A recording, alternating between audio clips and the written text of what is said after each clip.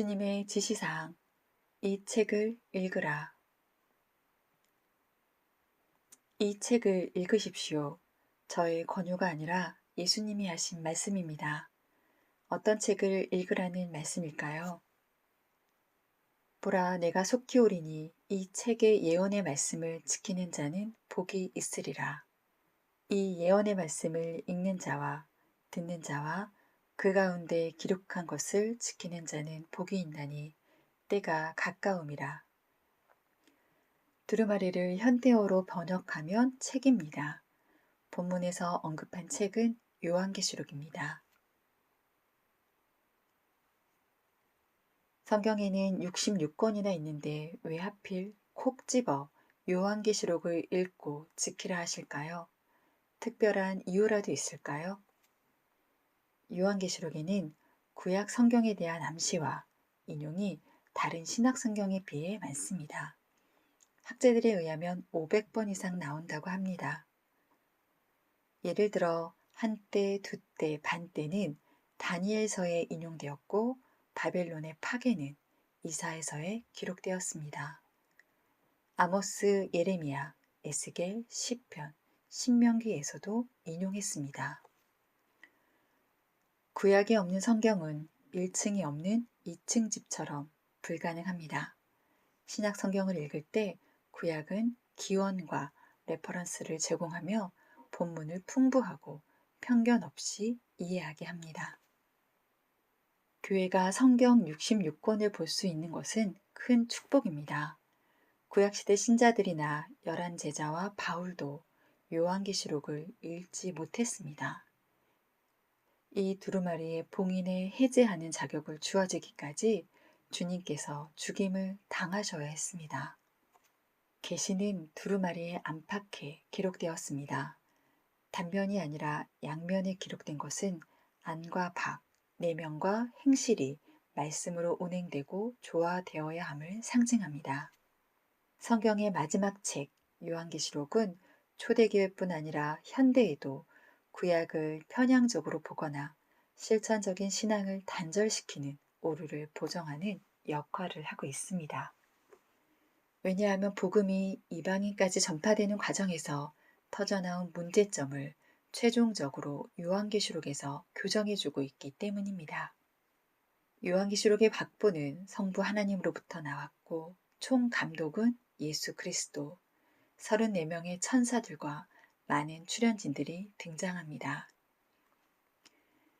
하나님 아버지와 예수 그리스도, 성령님의 대사가 나오고 천사의 말과 장로의 말, 내 생물의 말, 보좌와 제단의 말, 하늘의 음성, 땅의 왕들과 상인들과 선장들의 말이 나옵니다.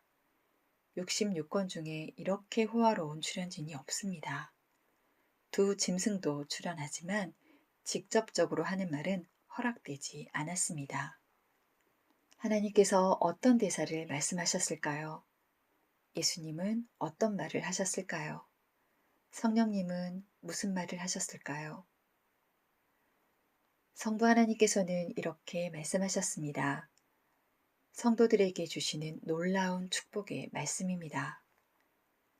보좌에 앉으신 이가 이르시되 보라 내가 만물을 새롭게 하노라 하시고 또 이르시되 이 말은 신실하고 참되니 기록하라 하시고 또 내게 말씀하시되 이루었도다 나는 알파와 오메가요 처음과 마지막이라 내가 생명수샘물을 목마른 자에게 값없이 주리니 이기는 자는 이것들을 상속으로 받으리라. 나는 그의 하나님이 되고 그는 내 아들이 되리라. 예수님은 교회에게 1장의 말씀을 주셨고 22장에서 마지막 당부사항도 하셨습니다. 주님은 보상과 강림이라는 위대한 약속을 하셨습니다. 주님께서 약속하신 보상들은 일부 알려주셨지만 상상할 수 없는 심오한 것입니다. 보라 내가 속히 오리니 내가 줄 상이 내게 있어 각 사람에게 그의 행한 대로 갚아주리라. 나는 알파와 오메가요 처음과 마지막이요 시작과 마침이라. 자기 두루마리를 빠는 자들은 복이 있으니 이는 그들이 생명나무에 나아가며 문들을 통하여 성에 들어갈 권세를 받으려 함이로다. 개들과 점술가들과 음행하는 자들과 살인자들과 우상 숭배자들과 및 거짓말을 좋아하며 지어내는 자는 다 성 밖에 있으리라. 나 예수는 교회들을 위하여 내 사자를 보내어 이것들을 너희에게 증언하게 하였노라. 나는 다윗의 뿌리요 자손이니 곧 광명한 새벽별이라 하셨더라.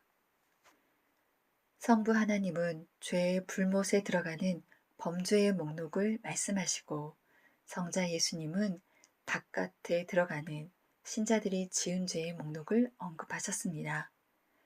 그분의 말씀은 이것입니다.